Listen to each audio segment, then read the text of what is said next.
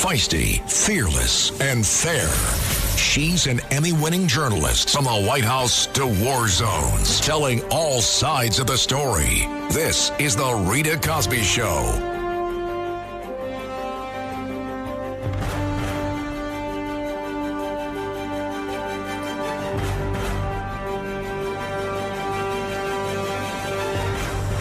Feisty, fearless, and fair. She's an Emmy-winning journalist from the White House to war zones, telling all sides of the story. This is the Rita Cosby Show. Lovely Rita, meet a maid. Nothing can come between us. When it gets dark, I tow your heart away. Standing by. And tonight on the Rita Cosby Show, a lot of reaction to President Trump's Oval Office address. And of course, the craziest thing is a number of the networks did not air it. We were talking about that last night, right afterwards. I was stunned to see that ABC Television Network, NBC Television Network did not cover it. CBS kind of went in and out. CNN didn't really cover it. They just dipped in. MSNBC didn't cover it.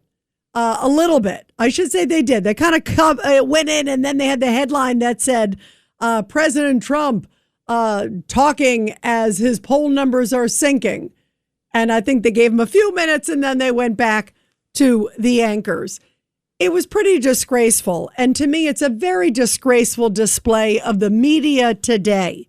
So I want to get your thoughts tonight about all of this. The number to call is 1-800-848-9222, 1-800-848-9222. And you are listening to The Rita Cosby Show. And whether you wanted to hear it or not, guess what? It is the President of the United States. And he had some interesting layers to his conversation. He wasn't so much looking back. He was really looking forward. And a lot of the things he talked about were election integrity, free and fair elections, how to make it right for all Americans. These should be apolitical issues. I mean, is there somebody out there who says, oh, no, I don't want to have fair elections? Maybe some of the Democrats don't, because they don't seem to be pushing for voter ID and they don't seem to be pushing for proof of citizenship.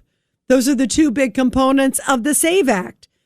And so when you look at all of these things, it really is a crisis extraordinaire on so many different levels. And President Trump sounding the alarm, saying, we got to look at it. You don't want to have non-citizens on voter rolls. You don't want to have China hacking and getting access to personal information to voter rolls. Why are states not handing over voter rolls so we can determine if they're non-citizens that are on these voter rolls? So there's a lot of questions tonight. And here is the Department of Homeland Security Secretary Mark Wayne Mullen, because he also was astounded that several networks decided, they're not going to cover the President of the United States from the Oval Office. What a disgrace. So let's talk about the major networks not willing to carry the President of the United States address to the nation on election security. How shameful is that? I think it was ABC, NBC, and I don't know if CBS, did CBS carry it? Anybody? CBS carried it. So ABC and NBC not carrying that, why? What are they trying to cover up? Why wouldn't they want to inform the American people? Why are they calling themselves a news outlet if they're not actually trying to put the news out there? We wasn't giving spin on the election. The president wasn't trying to relitigate what happened in 2020, although he definitely could at this point. The president was giving facts, what we have exposed, what the Biden administration covered up, what the intelligence community held from the American people, Congress, and the executive branch, and we're putting it out there. And yet, two major networks didn't want to cover it? I think the question really should say why. Because they sure covered the other part of it when they were saying that it was the most secure election ever. What facts did they have? Because they didn't have facts. They were taking someone's word for it. President Trump gave facts. Today we're giving facts.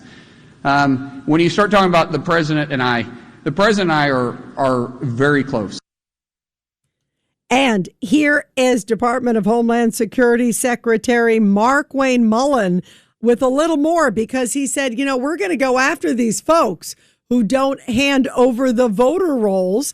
And we're also going to go after anybody who is illegal and tries to vote in the United States. And all these different groups tonight are going crazy at his comments. Like, how dare he say that? That should be pretty fundamental. We want American citizens to vote. We want people who are legal to vote, who are, with ID, who we know who they are, who we know why they're in this country. Don't you want to feel good about the election process? And yet, for some reason, it's like the left today is going crazy over Mark Wayne Mullen. Here's a little bit more of his message today after the president's Oval Office address. Real ID does not prove citizenship and does not give you the right to vote. You must be a U.S. citizen and you must be eligible to vote.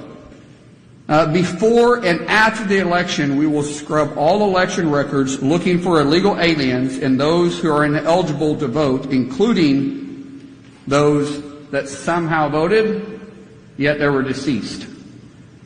If you're illegal and attempted to vote, or you tried to vote illegally for someone else, we will find you and we will charge you. Illegal voter registration and illegal voting both carry penalties up to 5 years in prison and up to $250,000 in fines. We will pursue maximum pressure on this. To let you know, we will be proactively looking at early voting, and then after post-election, we will continue to scrub all those that did vote. Those states that don't participate with us, they have public records of those that voted, which is where we found the 250,000 from the 4 states that don't participate with us. We will go through those records one by one, and we will pursue everybody. We will make sure that people know they can trust our elections. I don't hear what's so controversial about that. None of it is to me. None of that is to me. To me, this is pretty straight ahead. This is just making sure that everything's above board. And for some reason, they are having big time trouble with this. And listen to Chris Coons. He's a Democrat of Delaware, good friend of Joe Biden, who has a new book coming out soon. We'll get to that later on in the show.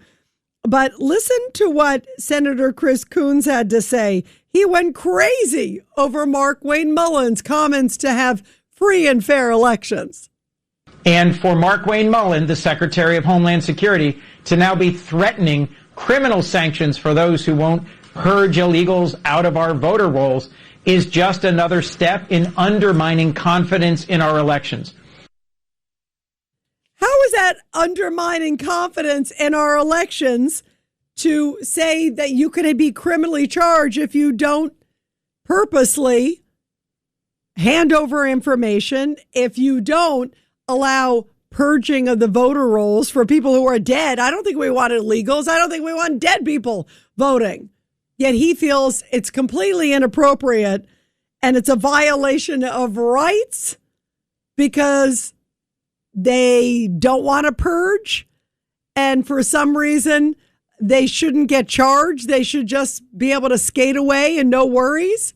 I mean, this is crazy. This truly is crazy.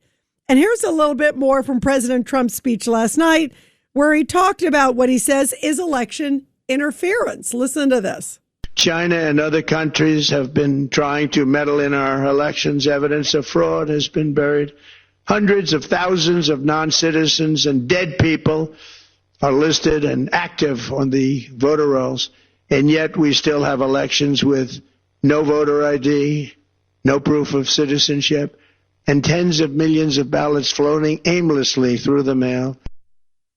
And who should have a problem with cracking down on that? That's what's so astounding, is that they're going crazy. And he didn't say this is what I think in the 2020. No, he was talking forward and saying we got to all have full faith in the election process. And they don't want that. They don't want any scrubbing. They don't want any checks. And wait till you hear the reaction for last night's speech. There were a number of ones that were coming in right away that we talked about right after the speech last night. But today, by the light of day, you're hearing from a whole bunch of more of them. And I can't believe some of the hogwash that we are getting. It really is pretty shocking. When you have these folks on the Democratic side, especially somebody like Gavin Newsom, I'm going to play his comment in a moment. Gavin Newsom definitely looks like he is teeing up to run for president next go round. And he's sitting here saying that after last night, there should be an invocation of the 25th Amendment. That's to withdraw Trump, to pull him from being president because he thinks he's crazy. I mean, that's a doozy from the guy who didn't say anything about Joe Biden for years. But take a listen to Gavin Newsom last night. This was after President Trump's speech, which, again, not all the networks even had the guts to cover it. Here it is. Well, the only thing missing tonight in Donald Trump's speech was tinfoil. This was a legitimate 25th Amendment moment, the ramblings of a mad king. Don't get me wrong. Foreign interference in our elections, that's a real thing. Nothing about what you watched tonight, though, was real. It's make-believe. He wants to rig the election in 2026. He knows he's going to lose. He needs to rig the election before one vote was cast. That's what that whole thing was about tonight. This is a serious and profound moment where we can either fall prey to cynicism, fear, and anxiety, or we can step up and step in, mobilize, organize, not agonize, and turn out in record numbers this November and end Donald Trump's presidency as we know it. We can do that together. We can do it. It's like a football coach, in the locker room. We can do it together. Everything is Trump derangement syndrome. And then you've got Jim Himes. He's the congressman from Connecticut coming out saying, this is the moment that democracy dies because President Trump dared to clean up the voter rolls. I mean, what? Don't you dare touch those illegals on the voter rolls. Don't you dare touch them. And here is Senator Mark Warner, Democrat of Virginia. You got to hear this one because he couldn't even get the words out last night. Right after the speech, he was so beside himself. He was struggling, and you can hear Jen Psaki trying to fill in the blanks. But listen to Senator Mark Warner, who was having a true Trump derangement syndrome attack right on the air of MS Now. Here it is. Now, this is the time when we got to stand up and step up. This is not the normal back and forth. And I'm pretty, I am not only embarrassed, but if he is able to execute this without legal pushbacks, without the ability of fact checkers, then please, I welcome everything I've said tonight to be fact checked. And I would also put forward that virtually every document he's talked about that I'm aware of, we have seen in a bipartisan fashion. And we're going to, Senator, we're going to talk to somebody. There was just the final thing is, the conclusion was there was no vote changing, there was no manipulation. Mm-hmm. That was the case and if this was so bad and awful and China was against him, then why did Donald Trump win in 2024? Through we've them seen as these well. documents. Jen, we've seen. Yeah, you've seen them. That's important for people out there to know. We have seen them. There may have been an internal memo from one analyst to another, and that's their job, is to disagree. But we have seen the conclusions. They have been made. They've been briefed to this president when he was still president on January 7th, 2021. And the amount of disgraceful presentation he made tonight, this is a man who has lost the faith of the American people, even as some of his hardest core supporters, and I fear he will do virtually anything to retain power. I mean, he was like, I'm not sure. Let's go to Sandra in New Jersey, line 2. Sandra, your thoughts tonight. Oh, good evening, Rita. So today my husband, he's a Trumper, but he said, I was disappointed in his speech, so I didn't want to hear why until tonight. I said, by the way, why were you disappointed? He said, well, I felt that he was reading it and he wasn't speaking from his heart. So I'm just giving you something that someone else said. But as far as I'm concerned... By the way, the one thing I think he should have done more of, and he did do some of it at the beginning, was, talking about the economy, talking about the border. And he did do that. I think he should have used the time to talk even more about that because, he really has been, I think, the most consequential president in modern times. And he's got a lot to tout. And I think he could have even spent a little more time touting that before he talked about some of this other stuff that he really wanted to talk. He wanted to talk about the other, but but he obviously his mission was the SAVE Act and to talk about the importance of it. And I thought it was an interesting point, and it's an important point. I would have loved to have heard even a little more, maybe about Iran or a little more on some of the other stuff. Just add it in there. Well, when he brought up in the beginning how our economy is doing well, I was playing my piano yesterday, and my husband runs into the living room, and he goes, our investments are booming. He was so happy. So I said to myself, well, that must mean they like what Trump is doing. Stocks talk. They are saying something.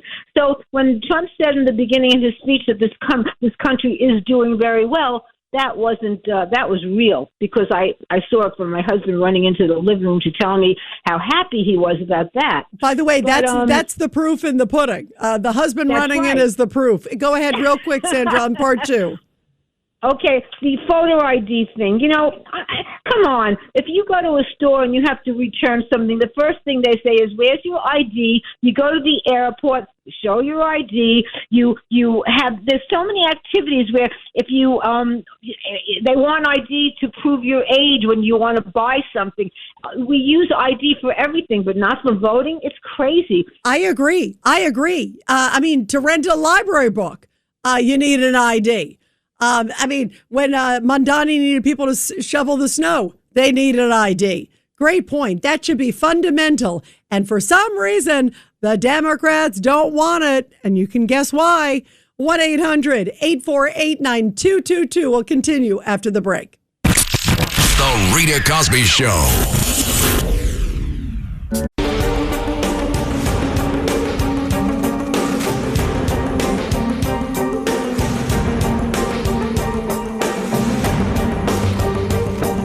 This is the Rita Cosby Show.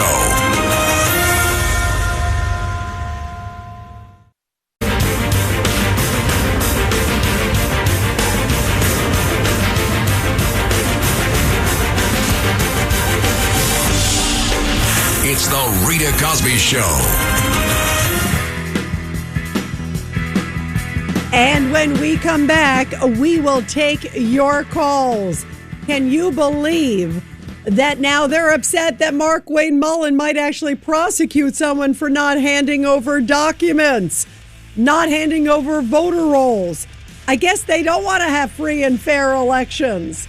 This is lunacy. We'll talk about this when we come back. 1-800-848-9222.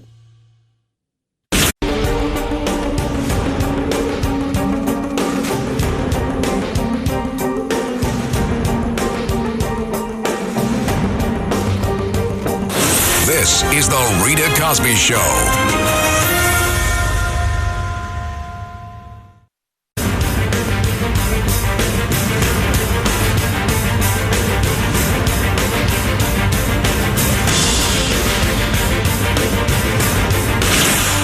Rita Cosby is on.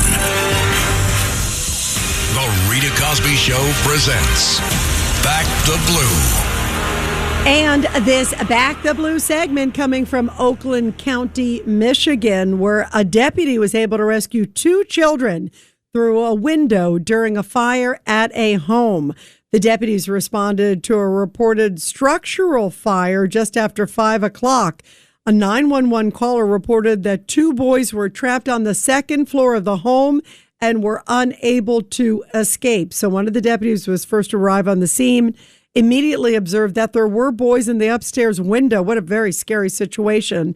as massive smoke began to fill the home. Upon assessing the situation, the deputy ran over, he grabbed a trash receptacle, positioned himself beneath the window, and was then able to reach the children. He was then able to help the boys through the window and thankfully lower them to the ground. By the way, the two boys, ages 10 and 12, were taken to a hospital, treated for smoke inhalation, and released. But that was it. Lucky to be alive, and very, very minor symptoms. Now, the sheriff's department calling out that deputy, saying his fast actions exemplify courage, professionalism, and commitment that our deputies demonstrate every single day. And of course, thanks to our great men and women in blue. We love highlighting them here every night on the Rita Cosby Show. And some breaking news. And here is some news from the campaign trail. We cover, of course, all the big races all over the country. And there's a couple interesting results coming in. But first, this one from a new poll. This involves Democrat Keisha Lance Bottoms, where new polls are showing that she is leading Republican Rick Jackson in Georgia's closely watched governor's race in a new poll, which is boosting Democrats' hopes of maybe flipping the governorship from GOP, which, of course, the GOP has controlled there for more than 2 decades. So that would be a biggie. The new polling is showing that Democrat Keisha Lance Bottoms, who worked during the Obama administration for the president, is beating her Republican opponent by 7 points. Republicans had expected to win this seat comfortably and are now trying to figure out how accurate this poll is and what they can do, as obviously there is still time to change the results. So very interesting if indeed some seats that people thought were safe seats maybe are not so safe after all for the GOP, and maybe vice versa. But that is a big one, and we'll keep you posted. Now, of course, Graham Plattner is out of the race, but boy, you should see who's in the running to replace Graham Plattner. Now, Graham Plattner, of course, the guy with the Nazi tattoo, the one who's accused of physically hurting his girlfriend. Then also rape was the last allegation. Remember, there were so many things: bashing the police, bashing gays, bashing women. The list goes on and on and on. He was the worst candidate ever. And clearly he was dropping in the polls so bad that even the Democrats decided to distance themselves from Graham Plattner. And now they had a debate with some of the folks who are trying to replace Graham Plattner. So there are a couple different names out there, and everyone is talking about one particular candidate.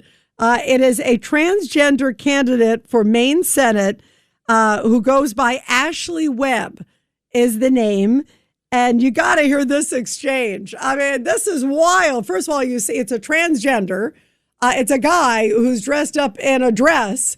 And he looks, if you look on the stage, you're like, what is this person doing here? And then when you hear from this person, you really wonder, what is this person doing here? Listen to this from an actual debate. This isn't Saturday Night Live. This is the real deal. Ashley Webb, what qualifications do you have to serve in the U.S. Senate? Oh, I ran for office several times. Didn't win, but I did run. And then I'm a songwriter, and then I write my own books. And then I suppose my transparency, I wouldn't lie to the people, and I wouldn't deceive the people like we're being deceived right now. Well, I'll give them credit. It's pretty obvious who this person is. And then they would ask, what are some of the big issues to you? Listen to this one. And then with the trans community, we're being dehumanized. They say that we want to hurt people. I don't want to hurt anybody. I just want to use the bathroom. And if they want me to use the men's room, I will, but I don't want to be assaulted. That's the big issue for Ashley Webb. And then we did a little research, who is Ashley Webb?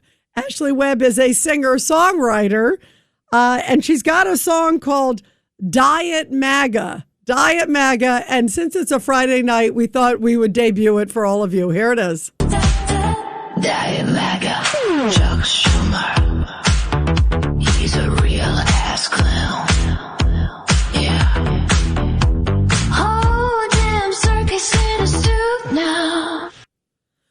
Wow. All I got to say is that doesn't sound like the same person who was on the stage. Let's go back to 22 if we could, Bill, because that sounds like a different person than the singer. I mean, people have different voices when they sing, but let's go back to 22. And then with the trans community, like, we're being dehumanized. They say that we want to hurt people. I don't want to hurt anybody. I just want to use the bathroom. And if they want me to use the men's room, I will, but I don't want to be assaulted. And then here's the song. Diet MAGA, Chuck Schumer. He's a real ass clown. Yeah. Oh, damn circus in a suit now. It does have kind of a catchy beat. I think she's a better singer than a candidate. So what do you guys think? 1-800-848-9222. 1-800-848-9222. Oh, my goodness. All right. So let's go to Terry in New York. Go ahead, Terry. Yeah. I asked you not to put me online, but you did anyhow. Terry, I can't even hear you. And I'm not sure, you're breaking up. I have no idea. And you have a bad connection. So call us back because you're breaking up like crazy. So let's go to Maria in New York in the meantime, and maybe Terry can get his act together. Let's go to line 4. Hey, Rita, how are you? Good. How you doing? Maybe Terry got caught up in the song. Go ahead. Yeah.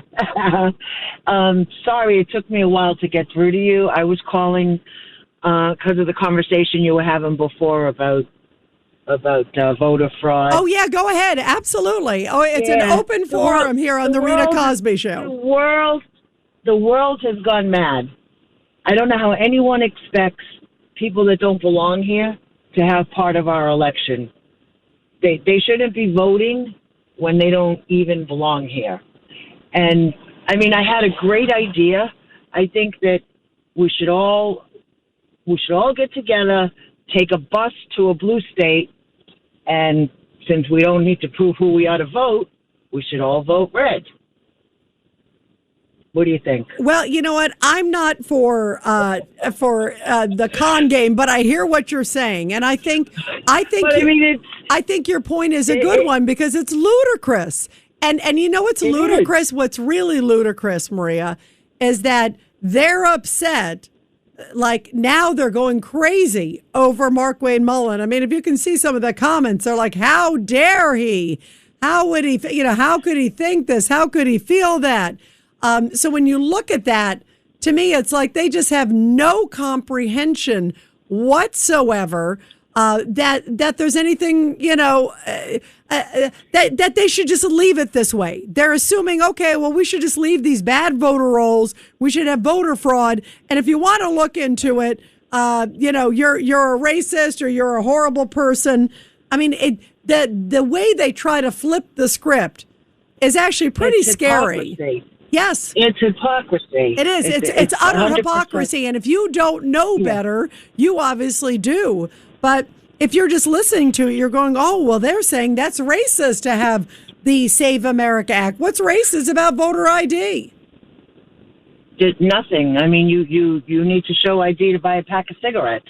Yep. Why wouldn't you have to show ID to vote for stuff, to vote for a person that is in control of the world, and in control of the United States and making decisions that affect our lives on a daily.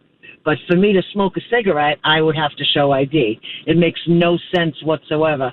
And if the tables were turned, they would go the other way. It's just total hypocrisy. It's crazy.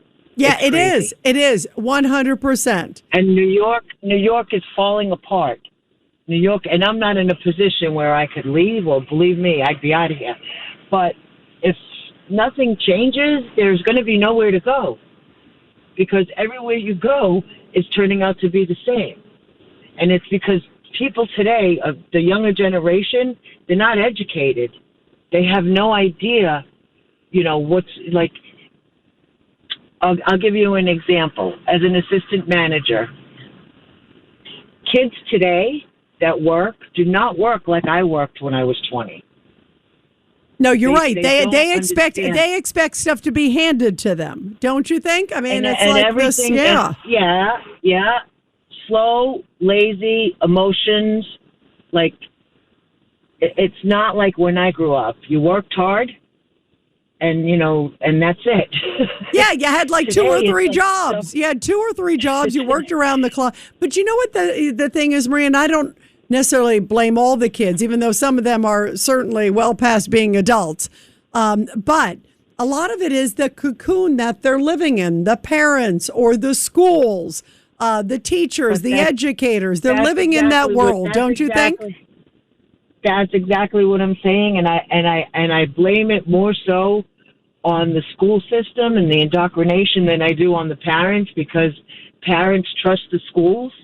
I mean, your kids are in school more than they're with you when you think about it, because you take your kid to school, you have them either go in after school care or you pick them up, you have dinner, you do homework, they take their shower, and they go to bed. They're kids. That's what they're supposed to do. So what's really influencing them are the kids around them and the teacher, until, of course, they're a little older. It's really hard. And kids today are not the same. They're not educated. They don't care. They hear the word free. Everything is owed to them. Yeah, and you hit it on the head, Maria. It's that free. When they hear that they can get X, you can't blame them for thinking, oh, that sounds like a good person. I'll get this for free. I'll get student loans forgiven. I'll get free buses. I'll get this. And they don't realize that it is so inconceivable, these promises. And they're just surrounded by these individuals that are teaching them, okay, you don't need borders. You don't need police. You don't need to pay your bills. We're going to tax the rich and everybody owes you. I mean, it's a really crazy way to live. And you're right. You bring up a good point, because it's such a different than when we grew up. When you grew up, when I grew up, it was hard work. It was, my father and my mother were like, get your butt out there. You're working. And I enjoyed it. I loved it. And I still obviously love what I do, but you can't, you got to have those values. You got to have people to look up to. You got to have people who are inspiring you and kicking you in the butt and making sure you do those things. Maria, great points. Thank you very much. Let's go to Robert in Philadelphia, line 5. Go ahead, Robert, your thoughts. Hi, Rita. As always, it's good to talk to you, and I hope you have a good weekend. Thank you. You too. You too, Robert. Yes. Now I will, because you're calling in. So go ahead. I appreciate that. A few points on the Trump speech last night, but something just popped into my head. He's saying that China had voter roll information. Wouldn't it be hilarious if that voter roll information came from states that refused to turn over their voter roll information to our federal government? Wouldn't that be hilarious? When he was talking about what he was talking about, and if China is, as involved like he says he is, and I'm sure he'll deal with China appropriately, but my concern is who China was working with here. They don't get any of that information if they're not working with somebody here. And I suspect that this is just an opening salvo, and that names and entities will be coming out down the line of people connected to this. I think he's taken a tactical approach to this, sort of going forward so that he can look backward later on. I'm telling you. But by the way, Robert, that's a very good point. Like sort of foreshadowing, so he could say, hey, remember when I told you blank? Now here's the second phase is coming out. Here's more documents. Here's more proof. What I find is interesting is that, the president, the leader of China is supposed to come in September. So, and right now it's still scheduled. I mean, that's a little weird after all these allegations. Well, the allegations, if people were watching the hearings at the state level that they've been doing for the past 6 months, there's a lot of information out there. But the point of the matter is that the number of total votes shot up for 2020, and then in 2024 we had 4 million less. And I would submit to you, because the red states and 5 of the swing states updated their election laws to make their elections more secure.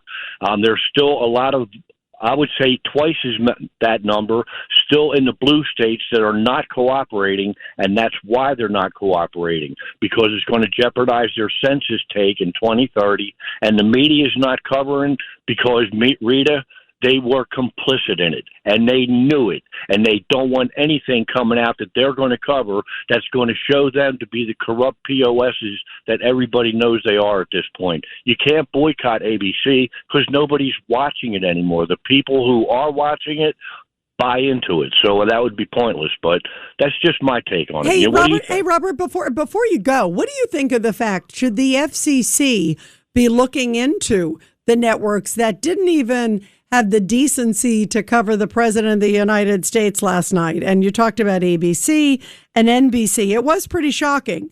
What do you think? I don't think that you can do anything to them if the people that watch them want to watch them, whatever. But if information comes out that shows complicity by the networks in the cover-up and the massaging of information to the president and everything else that Democrats have done over the last 5 years, then the FCC should absolutely look into their license if they broke the law. But I could go on all night, Rita. I appreciate the time, and I hope you have a wonderful weekend. Thank you very much. You too, Robert. You are terrific. And it's interesting because earlier today on Katz and Cosby, we were talking a lot about these voter rolls and talking about also what these networks were doing by blocking. And the First Amendment essentially says that they have to be a service for good, that they can't sort of do favor, that they should be providing information, let people decide, and that's what they should have done last night. They should have had it. And then afterwards have people on all sides discussing what the president said. It wasn't a trick. The fact that you have the president of the United States speaking in the Oval Office, it doesn't matter if they're Republican or Democrat, it should have been covered. And how dare they say, we're not going to cover it because we don't like this. Can you imagine if they ever did it to Biden or Obama? They wouldn't. They'd be running it wall to wall and over again. And that says everything. 1-800-848-9222. We'll continue after the break here on The Rita Cosby Show. It's The Rita Cosby Show. I know that hiring can be challenging. You sort through tons of resumes and you get too many so-so applicants. You're just waiting for someone to match your role perfectly. Well, now, there's a place where you can meet them fast. ZipRecruiter. Need to hire right away. Start your search for strong candidates. The right fit awaits. Build your team. Build it sooner. Meet your match on ZipRecruiter. Just head to ZipRecruiter.com/free right now to try it for free. And you're on your way to meeting your match. 4 out of 5 employers who post on ZipRecruiter get a quality candidate within the first day. So try it now. Go to ZipRecruiter.com/free. Once again, that's ZipRecruiter.com/free. Meet your match on ZipRecruiter. Try it free. And now, it's Unpacking Travel. Here's Yana Dorillis. High in South Dakota's Black Hills, 4 presidents gaze out over the land they helped shape. Washington, Jefferson, Roosevelt, and Lincoln carved into granite for the ages. These same hills are sacred land to the Lakota Sioux Native Americans. Just a short drive away, spot roaming bison herds in Custer State Park. Warm up with a hearty bowl of buffalo chili, a South Dakota favorite. This vacation, choose America. Celebrating 250 years of America, highlighting moments in history. Here's Jake Novak. January 16th, 1919, the 18th Amendment, barring the manufacture, sale, and transportation of liquors in the United States, is ratified. Exactly 1 year later, Congress passed the Volstead Act, which enforced the prohibition. On the bright side, there was a real decline in arrests for drunkenness, hospitalization for alcoholism, and instances of liver-related medical problems. Prohibition was repealed in 1933. Think back to the last time you were in nature. What comes to mind? Hiking through a lush forest? Floating on a lazy river? Or perhaps watching a vibrant sunset on a beach full of glistening plastic bottles and food wrappers? Unfortunately, this isn't a joke. Here in the US, we generate the most plastic waste in the world, with 70% of it ending up in landfills. And by the time you're done listening to this ad, more than a dump truck's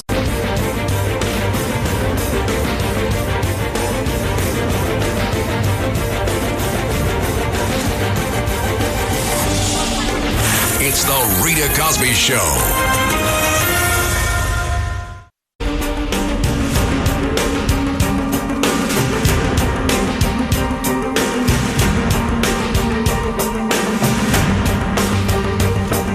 This is the Rita Cosby Show.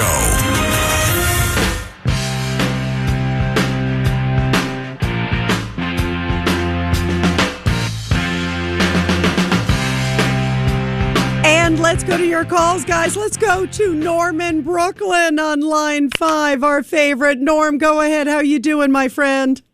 I'm doing okay, Rita. Take it day by day. You know, Hopefully you sound this nightmare stronger every time you call Norm, and that makes us so happy. Hopefully this nightmare will be over in about 3 months.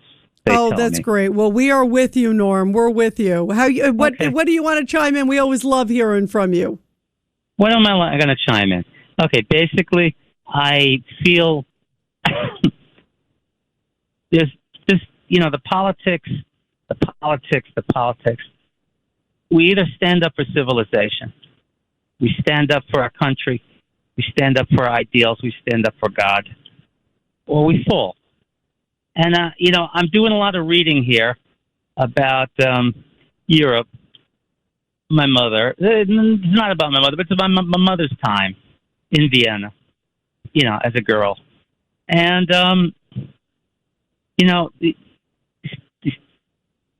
these political parties, they call themselves different things. It's interesting how almost all of them have the word socialist in them that ain't no friggin' good. But no, but you're right. You're right. Hey, Norm, do me a favor. Stick with us. We have a hard break. But I want to hear more about your family and what you're discovering, because this socialism surge in the Democratic Party is so dangerous. And the fact so many of them voted this week against supporting Israel, that's a disgrace. We're going to continue after the break here on The Rita Cosby Show. The Rita Cosby Show on the Red Apple Podcast Network.